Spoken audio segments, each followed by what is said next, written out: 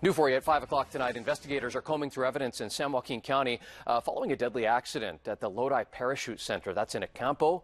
And tonight we're learning that the victim of that deadly accident was a 62-year-old woman.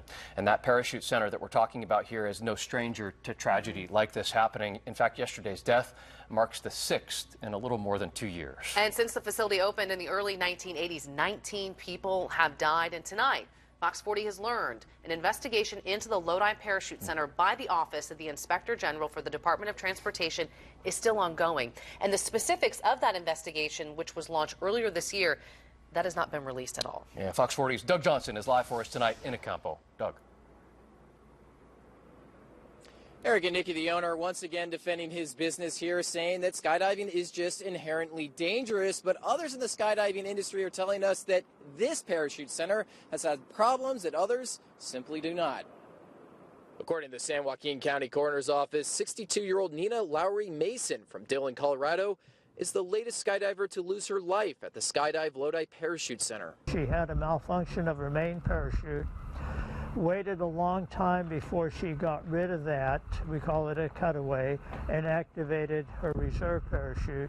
Monday morning, the center's owner, Bill Dawes, told reporters what happened Sunday afternoon. After she cut away, she rolled over to get stable and then activated her reserve parachute, and by this time it was too low for it to open. Dawes says Mason was well known at his drop zone. She was jumping with her husband. He was on the same dive. They normally come out here quite frequently. They have a lot of friends. They originally used to live in this area. Mason marks the 6th skydiver death at the Lodi Parachute Center since the beginning of 2016, and at least the 19th fatality since the center opened in the early 1980s. The Lodi Center is not certified by the United States Parachute Association, but legally it doesn't have to be. Meanwhile, Fox 40 has learned an investigation into the Lodi Parachute Center by the Office of the Inspector General for the Department of Transportation is still ongoing.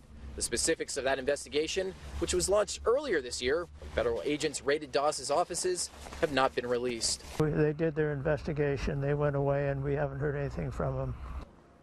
And others in the skydiving industry have told us off camera that this parachute center has had problems for years. One operator even went so far as to tell me that safety has never been a part of the culture here in Lodi.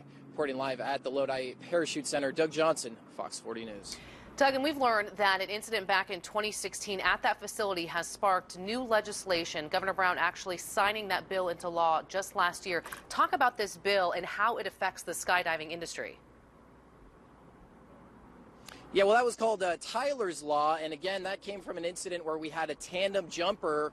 The victim in that, named Tyler, his instructor was from South Korea. Apparently, he was not certified. He did not have the federal certification to be a tandem jump instructor. Now, apparently, the FAA found that he had lied on his paperwork here to this parachute center, so the family of Tyler couldn't take any legal recourse or legal action against the parachute center. But again, that new law, which was signed back in September of 2017, that changes all that so that now families of victims, they can go after the parachute centers themselves if their instructors are not federally certified. Nikki?